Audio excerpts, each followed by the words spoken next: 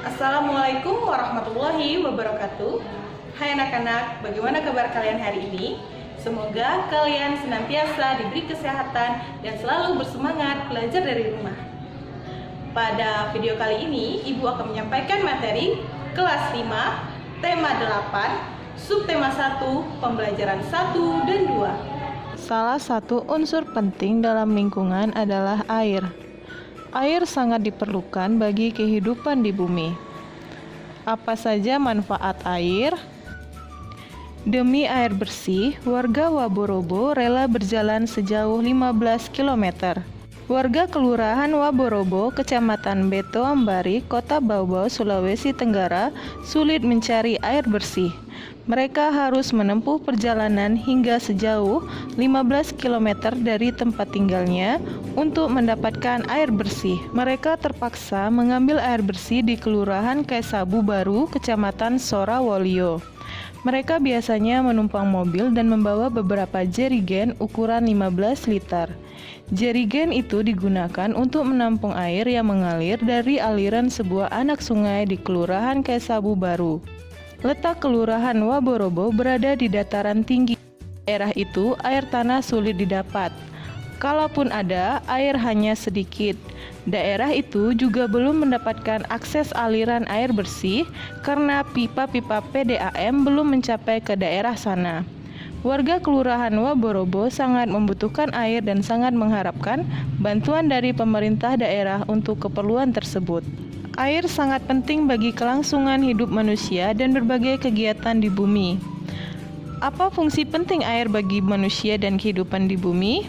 Air memiliki peran paling penting dalam kehidupan setiap makhluk hidup yang ada di bumi. Air merupakan salah satu kebutuhan pokok untuk semua makhluk hidup. Tidak hanya manusia yang membutuhkan air. Tanpa adanya air, tidak ada kehidupan di dunia ini. Semua makhluk hidup tidak dapat bertahan hidup tanpa air. Air merupakan sebuah zat pelarut yang memiliki fungsi sangat penting dalam kehidupan makhluk hidup.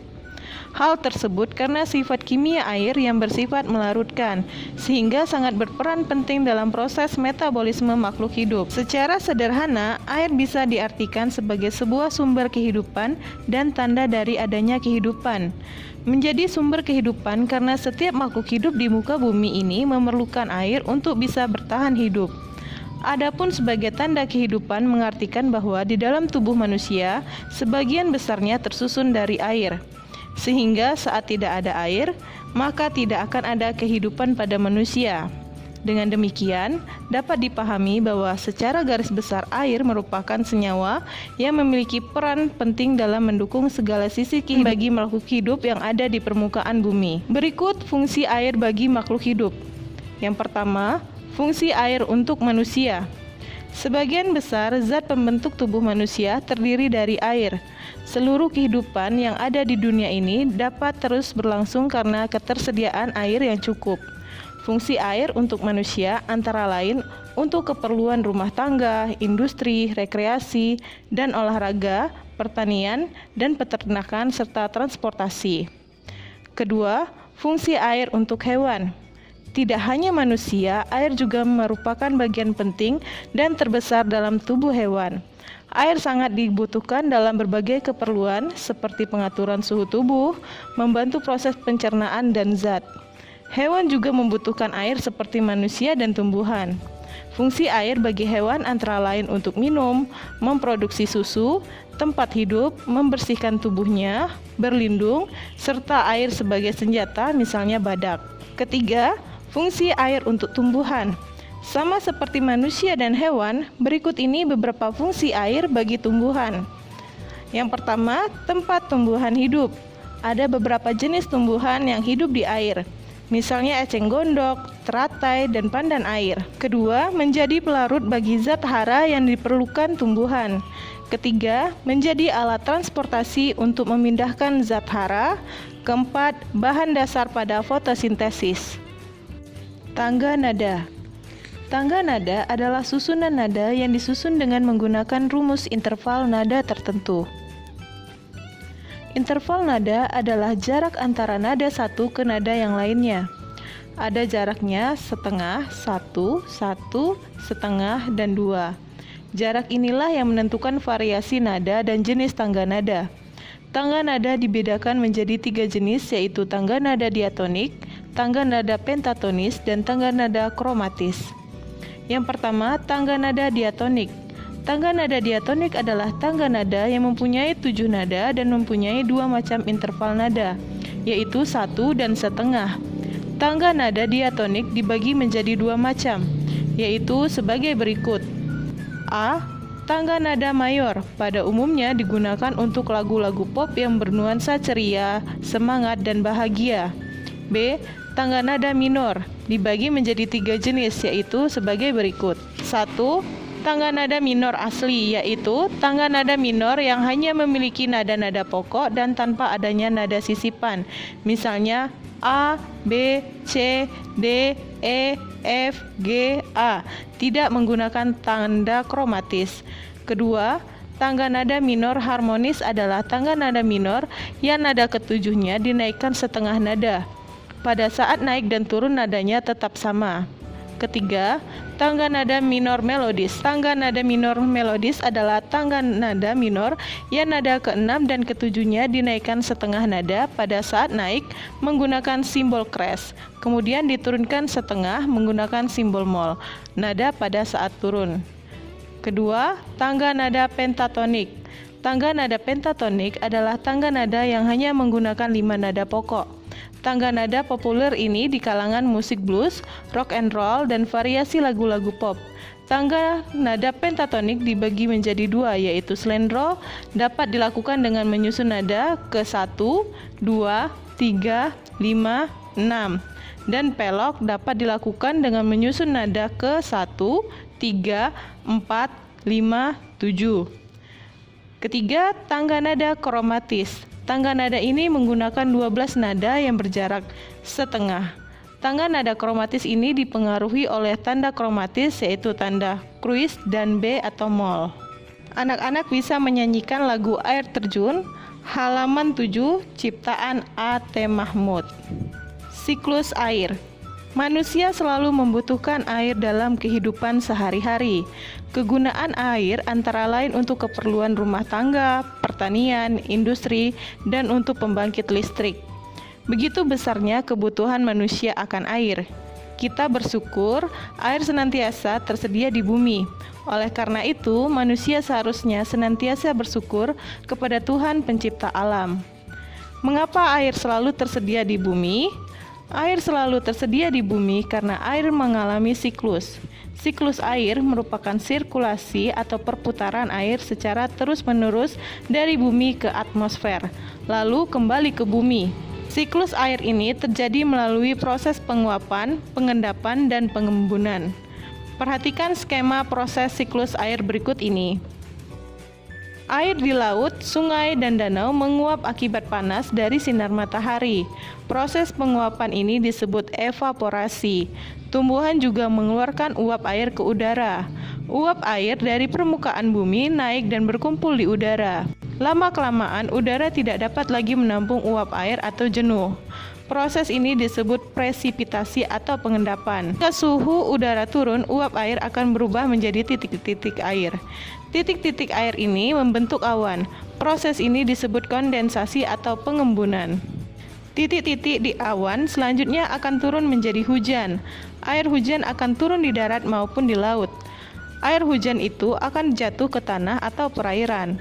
Air hujan yang jatuh di tanah akan meresap menjadi air tanah. Selanjutnya, air tanah akan keluar melalui sumur.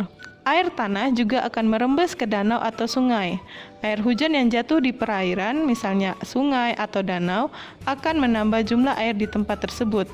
Selanjutnya, air sungai akan mengalir ke laut. Namun, sebagian air di sungai dapat menguap kembali. Air sungai yang menguap membentuk awan bersama dengan uap dari air laut dan tumbuhan. Proses siklus air pun terulang lagi. Dari proses siklus air itu dapat disimpulkan bahwa sebenarnya jumlah air di bumi secara keseluruhan cenderung tetap, hanya wujud dan tempatnya yang berubah. Air sangat diperlukan bagi kelangsungan hidup di bumi. Semua makhluk hidup membutuhkan air. Banyak cara dilakukan untuk memenuhi kebutuhan akan air. Bacalah cerita tentang air berikut ini. Semut dan beruang. Pada suatu hari, Berry si beruang melihat ke dalam mata air. Berry mengeluh, "Sepertinya air di mata air ini semakin sedikit saja. Pasti bangsa semut terlalu banyak mengambil air." Berry lalu menundukkan kepala, melihat ke tanah dengan teliti. Ia melihat seekor semut hitam berjalan membawa guci mungil di pundak. "Berhenti semut," teriaknya. "Aku tak akan membiarkanmu mengambil air di sumber airku lagi. Kamu sudah terlalu banyak mengambil air. Berhenti atau kucakar kau," ancam Berry beruang. Semut hitam kecil itu tidak memperhatikan teriakan Berry. Ia merangkak ke bawah beberapa helai daun kering. Ia terus berjalan menuju sumber mata air. Berry mencakar dan mengendus daun-daun sambil berteriak, "Tak ada gunanya sembunyi. Aku bisa menemukanmu." Semut hitam berteriak dari arah belakang Berry, "Kenapa kamu pelit sekali? Bayi-bayi semut di lembah semut sangat kehausan. Air di mata air ini akan masih banyak sekali, bahkan masih cukup untuk 1000 rusa."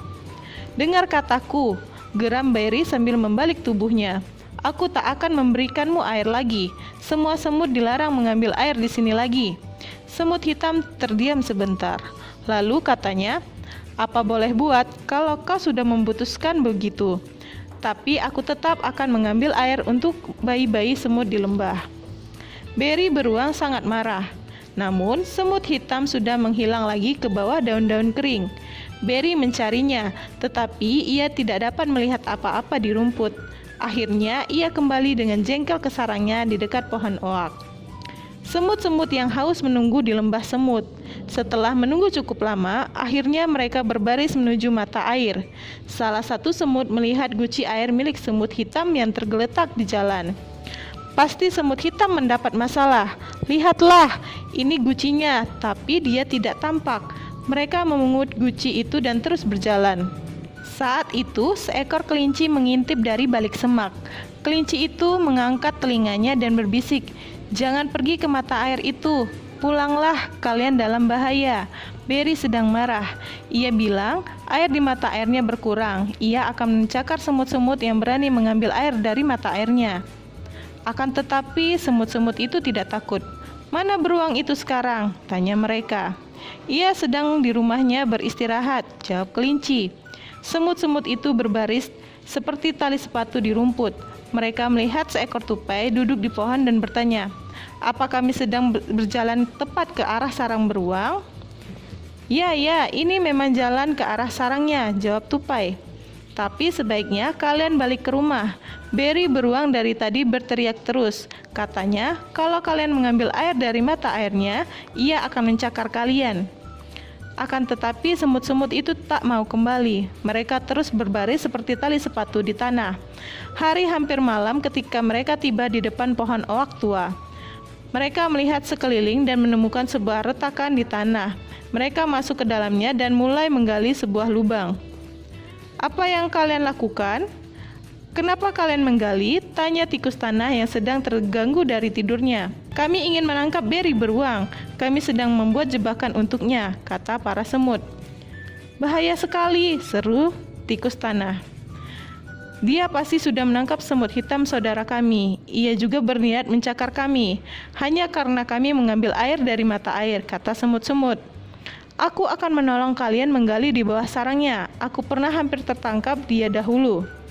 Seharian itu, para semut dan tikus tanah menggali lubang di bawah sarang Berry. Mereka terus menggali selama 10 hari. Berry beruang sama sekali tidak curiga. Suatu malam, di hari ke-10, Berry beruang kembali ke sarangnya dengan hati gembira. Ia berhenti di depan rumahnya di pohon oak dan berkata pada dirinya, "Aku sudah makan dan minum sampai kenyang. Satu-satunya yang bikin aku jengkel adalah semut-semut itu. Mereka masih berani mengambil air dari mata airku. Besok aku akan hancurkan lembah semut itu. Akan kucakar mereka dengan cakarku seperti ini." Berry beruang mulai mencakar ke segala arah. Ia menghentakkan kakinya ke lantai, sarangnya jebol. Berry beruang jatuh ke lubang di bawah sarangnya. Lubang itulah yang telah digali para semut dan tikus tanah. Berry beruang harus terus tinggal di lubang itu, kecuali ada penjaga hutan yang menemukannya. Semut-semut itu akhirnya hidup damai di lembah semut. Saat itu semut hitam, saudara mereka juga sudah kembali ke rumah. Ternyata ia hanya terpeleset di jalan. Jadi tidak ada yang merusak kebahagiaan mereka sekarang. Para semut dengan bebas pergi mencari makan dan minum di hutan. Anak-anak bisa menjelaskan peristiwa pada cerita semut dan beruang. Jelaskan dengan bahasamu sendiri dan tuliskan dalam bahasa Indonesia yang baik dan benar. Perhatikan penggunaan kata-kata baku, perhatikan pula penggunaan tanda baca yang benar.